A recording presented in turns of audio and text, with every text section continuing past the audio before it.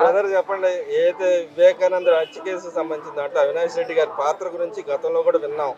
కానీ ఏదైతే విచారణ అధికారులను కూడా బెదిరించి వాళ్ళ మీద అక్రమ కేసులు పెట్టి పంపించారు. ఇప్పుడు ఈ గవర్నమెంట్ వచ్చిన తర్వాత ఏదైతే అక్రమ కేసుకు సంబంధించిన దాని మీద కూడా ఎంక్వైరీ చేసి రిపోర్ట్ సబ్మిట్ చేసింది కోర్టుకి. దాన్ని ఎలా చూస్తారు? ఎప్పుడైతే వైసీపీ పాత గవర్నమెంట్ ఉన్నప్పుడు వీళ్ళు అధికారంలో ఉన్నారని చెప్పి అలా పడితే అలా సాగించి అక్కడున్న ప్రభుత్వాన్ని భయపెట్టారు. కానీ ఇప్పుడు ఆ పరిస్థితి లేదు. ప్రభుత్వం భయపడే ప్రసక్తి లేదు. కూటమి ప్రభుత్వం నీతి నిజాయితీగా ట్రాన్స్పరెంట్గా వెళ్తుంది. అధికారులు భయపెట్టడానికి ఆగటానికి ఇక్కడ ఏం లేదు. వాళ్ళని ఖచ్చితంగా మళ్ళీ బయటికి తీసుకొచ్చి వాళ్ళని అరెస్టులు చేసే పరిస్థితి ఉంది. ఇప్పుడు సుప్రీంకోర్టు కూడా నిర్ణయం ఇచ్చింది, ఇవన్నీ ఫేక్ కేసులు అని చెప్పి మళ్ళీ విచారణకు రమ్మని చెప్పి సుప్రీంకోర్టు కూడా అవినాష్ రెడ్డికి నోటీసులు ఇచ్చే పరిస్థితి దాకా వచ్చింది. ఇంకా ఈ ప్రభుత్వం అయితే వాళ్ళ మాటలు వినే ప్రసక్తి అయితే లేదు. అంటే గతంలో కూడా జగన్మోహన్ రెడ్డి గారు వెనకాల ఆయన కాపాడుతూ వచ్చాడు, సొంత తమ్ముడిని కాపాడుతూ వచ్చాడు. ఈసారి కాపాడే అవకాశం ఉందంటారా? ఆధారంతో దొరికారు కాబట్టి. పోయినసారి అధికారంలో అవినాష్ రెడ్డి ఎవరి కాళ్ళ దగ్గర ఉన్నాడో తెలిసింది వ్యక్తే. అలాంటిది ఈరోజు అధికారం కోల్పోవటానికి కారణం కూడా వ్యక్తిగతంగా ఉంది వాళ్ళకి. ఈరోజు ప్రభుత్వం కోట ప్రభుత్వం ఫామ్ అయిన తర్వాత వాళ్ళ పరిస్థితి బయటపడిపోయింది. జగన్మోహన్ రెడ్డికే దిక్కులేని పరిస్థితి.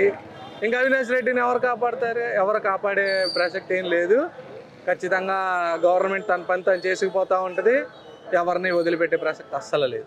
అదే విడుదల రజనీ వ్యవహారం చూసుకుంటే, విడుదల రజనీ గారు ఏదైతే గతంలో అధికారంలో ఉండగా మైనింగ్ లో సంబంధించిన అక్రమ కేసులు బనాయించి ఇబ్బంది పెట్టి కొన్ని 2 కోట్ల పైన వసూలు చేసిందండి. సాక్షాత్తు ఎవరైతే అక్రమంగా వసూలు చేశారో వాళ్ళే కేసు పెట్టారు.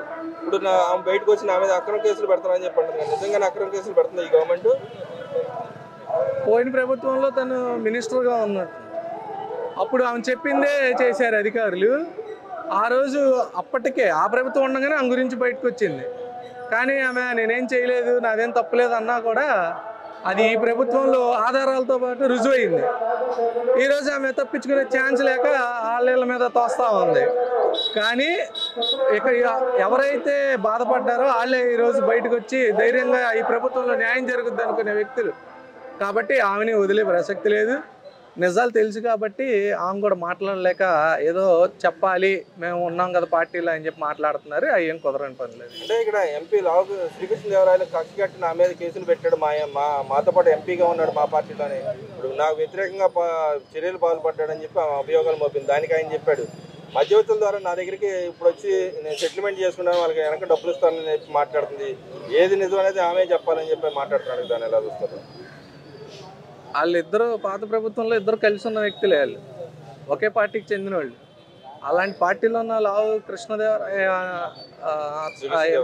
శ్రీకృష్ణదేవరాయలు అతనే రివర్స్ అయ్యి ఈరోజు, ఎందుకంటే వాళ్ళకి తెలుసు వీళ్ళు ఇబ్బంది పెడుతున్నారు, వీళ్ళ వల్ల మాకు ఇబ్బంది జరుగుతుంది అని చెప్పి వాళ్ళు అనుకున్నారు. కాబట్టి ఆ రోజు ఎంపీగా తను ఇప్పుడు ఉన్న టీడీపీ ప్రభుత్వంలోకి వచ్చేసారు. ఆమె తప్పు చేయకపోయి ఉంటే ఈరోజు ఆమె ధైర్యంగా మాట్లాడే ఛాన్స్ ఉంటుంది, అతను కూడా మాట్లాడే ఛాన్స్ ఉండేది కాదు. కానీ ఎంపీగా ఉన్నా కూడా అతను లేదు ఈమె తప్పు చేసిందని చెప్పి ఆధారాలతో నిరూపిస్తుంటే వెనక నుంచి రాయబారాలు చేసుకుని వాళ్ళ డబ్బులు వాళ్ళకి ఇచ్చేస్తాను, నన్ను బయటపడండి అని చెప్పి బతిమలాడుకుంటుంది ప్రభుత్వం. ఎందుకంటే ఎవరిని వదిలే ప్రసక్తి లేదు. ఎందుకంటే వాళ్ళందరిని ఇబ్బంది పెట్టారు. ఇప్పుడు పక్కన వాళ్ళ నియోజకవర్గంలో ప్రతిపక్షాన్ని ఇబ్బంది పెట్టారంటే అది రాజకీయం అభివృద్ధి. కానీ ఇక్కడ ఏమైంది, ప్రభుత్వం ప్రతి జనాల్ని ఇబ్బంది పెట్టింది.